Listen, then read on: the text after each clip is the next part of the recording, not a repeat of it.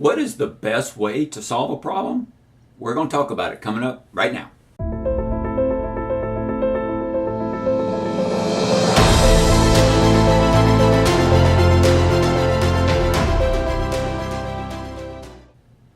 Welcome everyone, Michael Finley here with another episode of Leadership Roll Call, where we offer tips, suggestions, and recommendations on how you can become a more effective leader. Our topic today is problem solving. Before we get into it, I'd like to ask you a question. What process do you use to solve a problem? Please put it in the comment section below. As a leader, most of what we do is problem solving. Now, sometimes there's easy problems to solve, and sometimes they can be rather difficult. The problem is that we are not really taught how to solve problems. From an early age, we're basically taught how to guess at what the problem is. An example of this is a light bulb. Say you turn on the switch and the light doesn't work. You guess that maybe the bulb is burned out, so you change out the bulb. It still doesn't work. You take another guess and maybe think that maybe it's not plugged in, or maybe the breaker is off. So we're kind of taught how to guess at problem solving. To be more effective at problem solving, we need to follow a process. And that's what we're going to talk about today. Managers often try to solve problems before they know what all the factors are. They feel like if they solve this problem quickly, that it's going to go away and be resolved. But most of the time, that's not the case. Usually there's some deep underlying reason why this problem occurred. And this quick reaction is not going to be the solution. Now, there are times when we need to make quick decisions, such as an incident like workplace violence.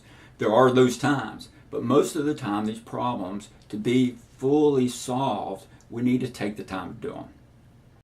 So our first step in solving a problem is we have to define what the problem is. Now, that sounds kind of simplistic, but a lot of times people aren't sure what the true problem is. They might have opinion as opposed to facts. So you want to define what the problem is. Why is it occurring? When is it occurring? Who is it affecting when it's occurring? You want to consider all of these options when you're trying to decide what the problem is. Now, you may uncover other problems during this process, and that's okay. But we're trying to drill down to determine what the true problem is. So step number one, determine what the problem is.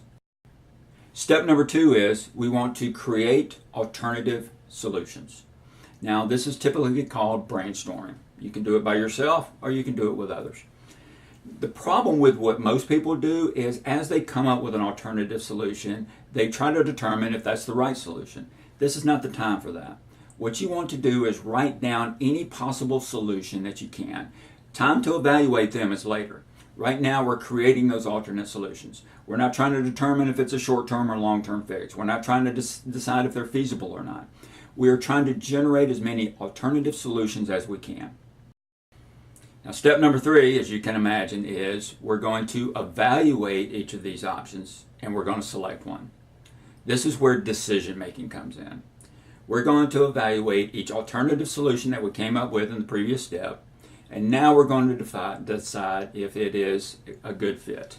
We're going to decide if it's a good short-term solution or a long-term solution or both.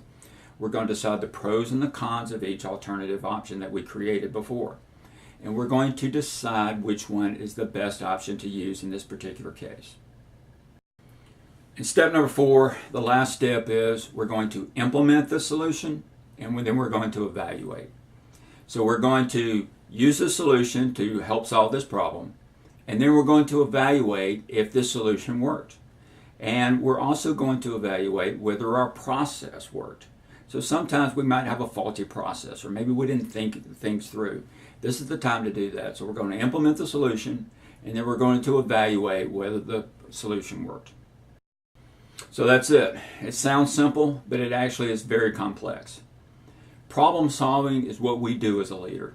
Sometimes we are evaluated on how well we solve problems. But if you follow these simple steps and really dig down into them, it will help you solve problems more effectively and efficiently. So I hope this brief overview was beneficial to you. If you have a question about this topic or any topic you would like to see in the future, please put it in the comment section below.